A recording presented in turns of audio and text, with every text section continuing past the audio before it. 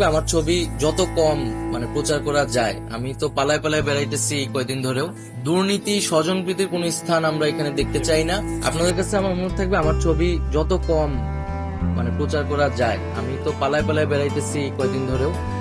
তো খুবই স্পেসিফিক কারণ না ছাড়া বা প্রয়োজন হলে সেটা আমি আহ্বান করব জরুরি প্রয়োজনে।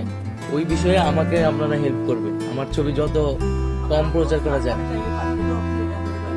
না, সেটা তো আমি আমার জায়গা থেকে এনশিওর করব। আর আরেকটা কি বিষয় বললেন যে আর আইনের বিষয়টা আমি তো বললাম, আমি তো একদিন হয়েছে দায়িত্বে এসেছি। সমালোচনাগুলা অ্যাড্রেস করা হবে এবং সাংবাদিকদের সাথে বসে আমি মূলত তাদের পক্ষ থেকে তাদের কাছ থেকে শুনতে চাচ্ছি তারা কি ধরনের চ্যালেঞ্জ ফেস করে। আমরা দ্রুত সময়ের মধ্যে এটার বিচার চাচ্ছি। এটা নিয়ে আর কোনো ধরনের আমরা প্রহসন, এটা নিয়ে আর কোনো ধরনের টালবাহানা চাচ্ছি না।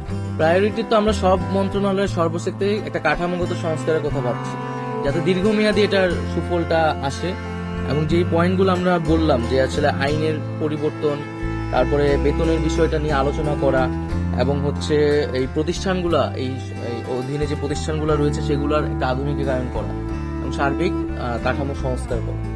অবশ্যই আমরা তো বলেছি যে দুর্নীতি স্বজনপ্রীতির কোনো স্থান আমরা এখানে দেখতে চাই না, এবং প্রতিষ্ঠানগুলোকে সম্পূর্ণ নিরপেক্ষভাবে আমাদেরকে দাঁড়া করাতে হবে। এবং সাংবাদিকদের প্রতিও গণমাধ্যমের প্রতি আহ্বান থাকবে, গণমাধ্যমের সবচেয়ে বড় শক্তির জায়গাটা আসলে নিরপেক্ষতা।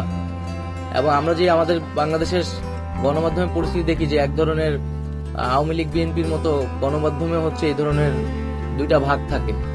তো এই বিষয়গুলাও গণমাধ্যম কর্মী বা সাংবাদিকরা বিবেচনা করবেন, যাতে আমরা এই ধরনের রাজনৈতিক বা দলীয়করণ যাতে সাংবাদিকদের ভিতরে না দেখি, আমরা যাতে একটা নিরপেক্ষ জায়গায় জনগণের পক্ষে কথা বলতে পারি।